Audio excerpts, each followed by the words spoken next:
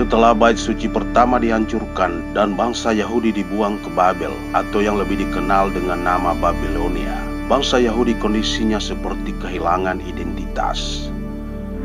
Mereka tidak memiliki tempat untuk beribadah dan secara perlahan budayanya juga sirna karena mereka dibuang ke Babel. Mau tak mau mereka mengikuti budaya lokal Babel.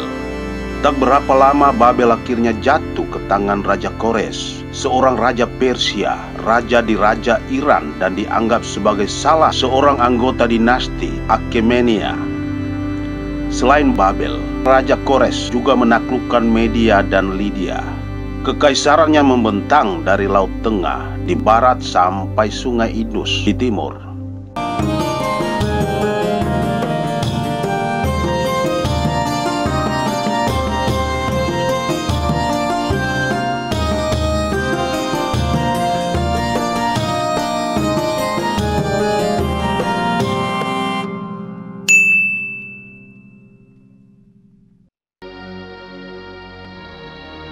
Atas perintah Raja Kores, bangsa Yahudi dikembalikan ke tanah airnya, serta mengizinkan bangsa itu membangun kembali bait suci di Yerusalem. Kepulangan bangsa Yahudi atau Israel tersebut terbagi dalam 3 tahap. Tahap pertama tahun 536 sebelum Masehi. Diperkirakan sekitar 42.000 bangsa Israel pulang ke Yerusalem, dipimpin oleh Zerubabel bin Shealtiel, seorang gubernur provinsi Yudea, dan imam besar Yosua bin Yosadak. Esra 2 ayat 2. Tahap 2 tahun 458 sebelum Masehi, dipimpin oleh Esra, seorang imam dan ahli kitab, yang merupakan keturunan Harun. Esra 7 ayat 1-6. Tahap ketiga tahun 442 sebelum Masehi, dipimpin oleh Nehemia, seorang kepala daerah atau bupati di tanah Yudea. Nehemia 2. Pembangunan bait suci 2 ini sebenarnya dimulai pada tahap pertama ketika dipimpin oleh gubernur Zerubabel dan imam besar Yesua. Awalnya mereka membangun tembok Yerusalem yang sudah roboh dan akhirnya membangun bait suci Allah. Peletakan dasar bait suci ini dimulai tahun 535 sebelum Masehi. Karena banyak gangguan, pembangunan bait suci akhirnya selesai 20 tahun kemudian, yakni sekitar 515 sebelum Masehi. Kitab Esra menjelaskan bahwa pembangunan bait suci 2 dilakukan atas perintah Kores Agung, namun disahkan oleh Darius Agung.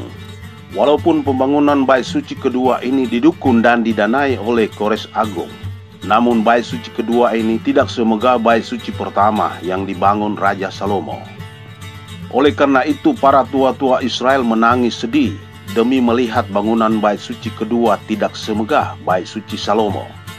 Namun demikian, secara struktur bait suci kedua ini masih disignifikan sebagai struktur pusat ibadah agama Yahudi.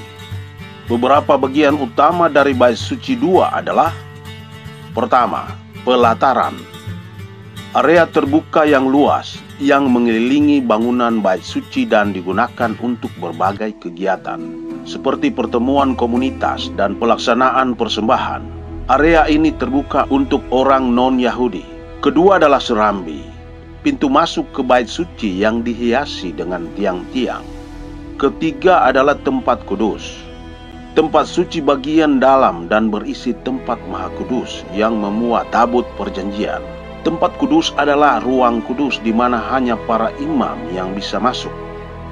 Yang keempat adalah ruang maha kudus, ruang terdalam dari bait suci dan merupakan ruang paling suci.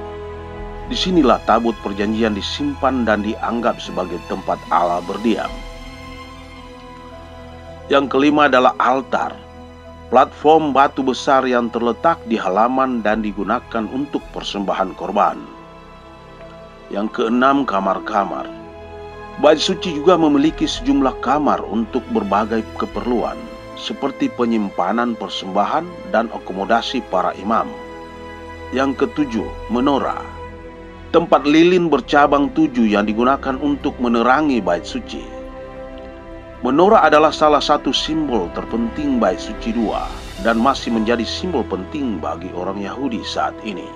Salah satu peristiwa terpenting yang terjadi selama periode Bait Suci II adalah pembangunan kembali tembok Yerusalem oleh Nehemia dan pembangunan benteng kota. Ini penting karena menandai kembalinya orang-orang Yahudi ke Yerusalem dan membantu membangun kembali kota itu sebagai pusat kehidupan agama dan budaya Yahudi. Tahun 20 sebelum Masehi, Herodes Agung melakukan renovasi Bait Suci secara besar-besaran. Ibadah keagamaan dan ritual pada Bait Suci terus berlangsung selama proses pembangunan. Bait Suci II ini juga merupakan titik fokus perlawanan Yahudi melawan kekaisaran Romawi dan tempat pemberontakan besar Yahudi terhadap Romawi yang dimulai pada tahun 66 Masehi. Untuk meredam pemberontakan Yahudi, Kaisar Nero mengirim Vespasianus, seorang jenderal yang dianugerahi banyak bintang jasa.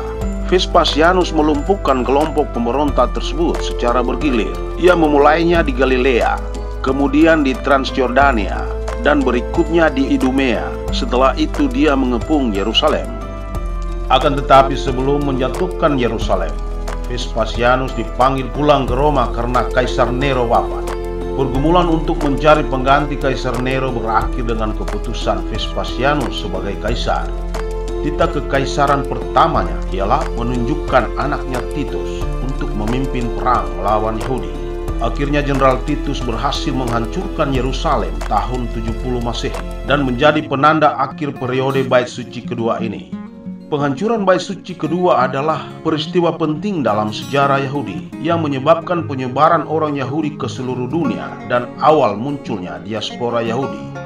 Terlepas dari kehancurannya, Bait Suci kedua tetap menjadi situs agama dan sejarah yang penting bagi orang-orang Yahudi, orang Kristen, dan juga orang Muslim. Bagi orang Yahudi, Bait Suci adalah simbol kembalinya bangsa itu ke tanah airnya setelah pembuangan mereka dari Babilonia dan simbol pembangunan kembali kehidupan keagamaan dan kebangsaan mereka.